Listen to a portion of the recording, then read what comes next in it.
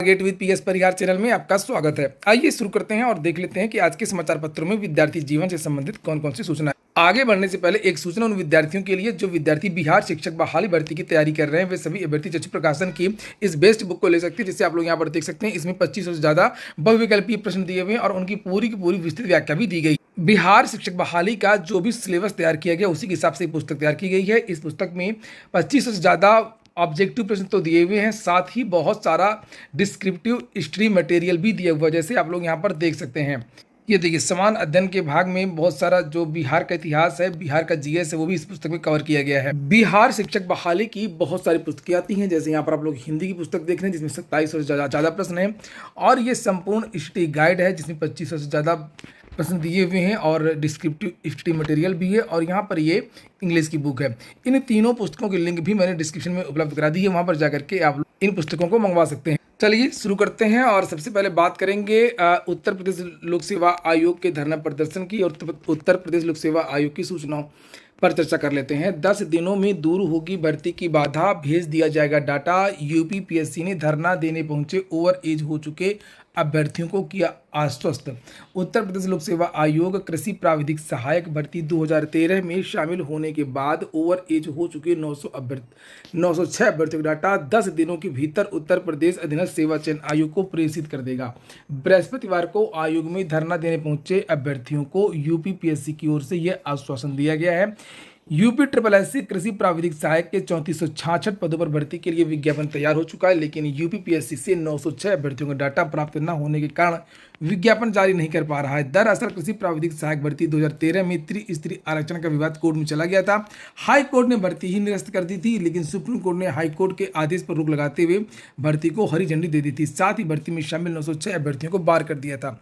ये भर्ती 2013 की भर्ती के बाद ओवर एज हो गए, सो उन्होंने आयु में छूट देने या अगली भर्ती में शामिल होने की मांग की थी। सुप्रीम कोर्ट ने सितंबर 2019 में आदेश दिया था कि इन 906 अभ्यर्थियों को कृषि प्राविधिक सहायक की अगली भर्ती में शामिल किया जाए।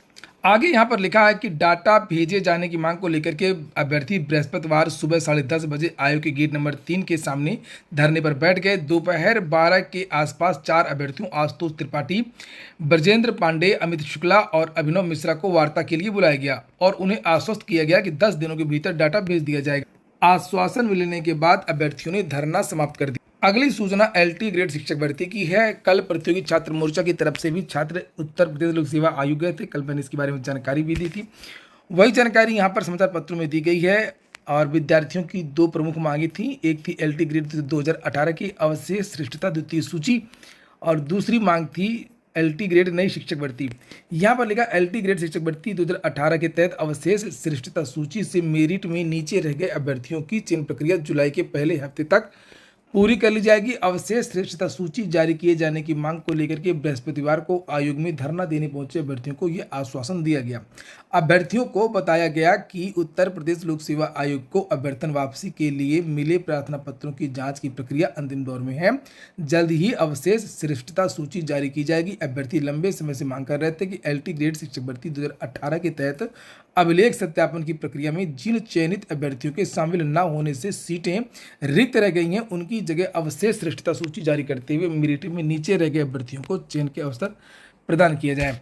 नए विज्ञापन के संबंध में समाचार पत्रों में तो जारी कोई सूचना नहीं दी गई है, और प्रतियोगी छात्र मोर्चा की तरफ से जरूर विज्ञप्ति जारी की गई है और ये कहा है कि कल जो आयोग के कर्मचारियों से वार्ता हुई है, विनोद कुमार गौड़ जी से जो वार्ता हुई है, यहाँ पर लिखा विज्ञापन के संबंध में आयोग का कहना है कि समकक्ष अर्थ विवाद के संबंध में गठित कमेटी की रिपोर्ट शासन को तो मिल गई है, लेकिन इस विषय पर संबंधित कार्यव्रत अभी आयोग को प्राप्त नहीं हुआ। फिर भी आयोग का विश्वास है कि इस संबंध में आवश्यक निर्देश एवं कार्यव्रत अतिशीघ्र आयोग को प्राप्त हो जाएगा। साथ ही जुलाई के अंतिम सप्ताह तक नया विज्ञापन जारी करने की संभावना व्यक्त की गई है। फिलहाल असंतुष्ट जो छात्र हैं वो 12 जून को फिर से धरना प्रदर्शन करेंगे। यूपी ट्रिपल एस की भी सूचना है। एक्सरे टेक्नीशियन भर्ती के लिए ऑनलाइन आवेदन 15 जून से शुरू हो रहे हैं। स्वास्थ्य विभाग में आपको फिर से याद दिला दूं कि आप लोगों ने वीडियो को तो लाइक किया नहीं होगा, तो वीडियो को आप लोग सभी छात्र जल्दी से लाइक कर दें, और जो नए छात्र हों तो चैनल को जरूर सब्सक्राइब कर लें, ताकि आप लोगों को यूपी ट्रिपल एस यूपीपीएससी और शिक्षक भर्तियों से संबंधित सारी सूचनाएं ऑथेंटिक रूप में सबसे पहले मिलती रहें। हाँ, नीचे लिखा है कि स्वास्थ्य विभाग में एक्सरे टेक्नीशियन के 382 पदों के लिए ऑनलाइन आवेदन प्रक्रिया 15 जून से शुरू होगी। अधीनस्थ सेवा चयन आयोग ने बृहस्पतिवार को भर्ती का विज्ञापन जारी कर दिया है। ऑनलाइन आवेदन व शुल्क जमा करने की अंतिम तिथि 5 जुलाई है। शुल्क समायोजन व आवेदन में संशोधन 12 जुलाई तक किए जा सकेंगे। आयोग ने स्पष्ट किया है कि 5 जुलाई के बाद कोई भी आवेदन व शुल्क स्वीकार नहीं किया जाएगा। अभ्यर्थी अपने आवेदन पत्र का प्रिंट आउट तब तक निकाल नहीं सकेंगे जब तक उनके जमा शुल्क का समायोजन बैंक की ओर से नहीं कर दिया जाता है। अगली जो सूचना है वो ग्राम पंचायत अधिकारी के 1468 पदों पर भर्ती के विज्ञापन की है और इसको चैलेंज किया गया। ये तो होना ही था। ओबीसी आरक्षण को लेकर के विवाद हो गया था। जैसे ही विज्ञापन जारी हुआ था वैसे ही हंगामा हुआ था। उत्तर प्रदेश अधीनस्थ सेवा चयन आयोग ने कोई स्पष्ट जानकारी भी नहीं दी थी कि ऐसा किस लिए हुआ। नीचे लिखा कि प्रदेश में ग्राम पंचायत अधिकारी के खाली 1468 पदों पर भर्ती के विज्ञापन को इलाहाबाद हाईकोर्ट की लखनऊ पीठ में चुनौती दी गई है। पीठ ने भर्ती में ओबीसी एससी एसटी को नियमानुसार आरक्षण न देने के आरोप वाली दायर याचिका पर राज्य सरकार और उत्तर प्रदेश अधीनस्थ सेवा चयन आयोग से 4 हफ्ते में जवाब मांग लिया है। कोर्ट ने इनसे ग्राम पंचायत अधिकारी के पदों पर कार्यरत विभिन्न श्रेणियों के कार्मिकों का ब्यौरा भी दाखिल करने को कहा है। न्यायमूर्ति सुभाष विद्यार्थी के एकल पीठ ने यह आदेश अभ्यर्थी शिवकांत की याचिका पर दिया। गत 16 मई को आयोग ने विज्ञापन जारी करके 1468 रिक्त पदों पर भर्ती के लिए विज्ञापन जारी किया था, जिसमें से अनुसूचित जाति यानी कि एससी के 356 पद थे और अनुसूचित जाति के 356 थे, जनजाति के 7 पद थे और ओबीसी के 117 पद थे। तो यानी कि लगभग 7.5% या 9% के आसपास रिजर्वेशन दिया गया, जबकि उत्तर प्रदेश में 27% रिजर्वेशन ओबीसी को दिया जाता है। योग प्रशिक्षकों की भर्ती निकली है श्रावस्ती जिले से। कार्यालय क्षेत्रीय आयुर्वेदिक एवं यूनानी अधिकारी यहाँ पर लिखा हुआ है और इसे आप लोग देख सकते हैं। पदों की संख्या वगैरह कितनी है। अंशकालिक योग प्रशिक्षक पुरुष के यहाँ पर ये 7 पद हैं। अंशकालिक योग प्रशिक्षक महिला के भी 7 पद हैं और ये स्थान लिखा हुआ है, अर्हता लिखी हुई है, उम्र सीमा लिखी हुई है। नियम व शर्तें व अन्य जानकारी आप लोगों को श्रावस्ती की जो एनआईसी वाली वेबसाइट है वहां पर जाकर के आपको मिल जाएगी। वहीं पर संस्कृत शिक्षकों की भी एक भर्ती निकली है, जिसे आप लोग यहाँ पर देख सकते हैं। लिखा उत्तर प्रदेश में संचालित अशासकीय सहायता प्राप्त संस्कृत माध्यमिक विद्यालयों में शैक्षिक सत्र 2023-24 और 24-25 ग्रीष्मावकाश की अवधि को छोड़ करके नियमित चयनित शिक्षक के आने तक जो भी पहले हों नितांत अस्थायी रूप से मानदेय पर शिक्षकों की व्यवस्था के संबंध में शासन की तरफ से एक पत्र लिखा गया था और उसी के संबंध में ये विज्ञप्ति जारी की गई है। नई भर्ती को लेकर के संविदा पर यह भर्ती होगी। 12,000 रुपये मिलेगा और जो आयु है वो 21 वर्ष कम से कम होनी चाहिए। शैक्षिक योग्यता यहाँ पर लिखी हुई है, चयन प्रक्रिया भी लिखी हुई है, शर्तें हैं और ये पद हैं। टोटल 5 पदों पर ये भर्ती हो रही है और ये विद्यालयों के नाम जिससे आप लोग यहाँ पर देख सकते हैं और ये जितने भी विद्यालय हैं सब गोंडा के हैं। 19 जून के पहले इन विद्यार्थियों को आवेदन करना है। परिषदीय स्कूलों में गर्मियों की छुट्टियां 26 जून तक बढ़ाई गई हैं। हालांकि मैंने कल ही इसके बारे में जानकारी दे दी। कस्तूरबा गांधी आवासीय विद्यालयों से भी भर्ती निकली है। वो तो रोज ही निकलती है किसी न किसी जिले से और आज निकली है ये फर्रुखाबाद से। ये जिसे आप लोग यहाँ पर देख सकते हैं। तो फर्रुखाबाद के जो भी विद्यार्थी हो तो फर्रुखाबाद की ऑफिशियल वेबसाइट पर जाकर के इसे चेक कर सकते हैं और इस प्रारूप में अपना आवेदन भर सकते हैं।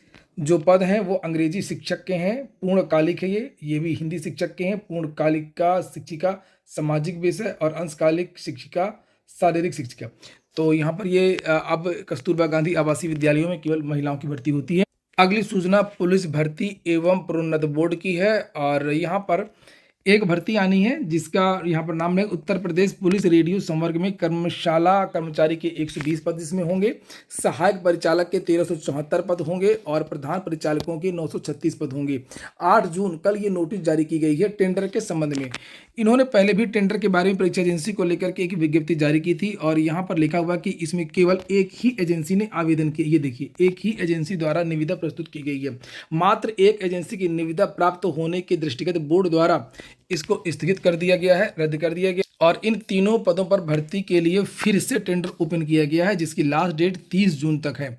तो 30 जून तक फिर से एजेंसियों से आवेदन मांगे गए हैं और यहाँ पर बहुत सारी जानकारियाँ दी गई हैं कि परीक्षा एजेंसी को क्या क्या तैयारी करनी चाहिए। पद इतने हैं, इतने आवेदन आ सकते हैं, ये देखिए।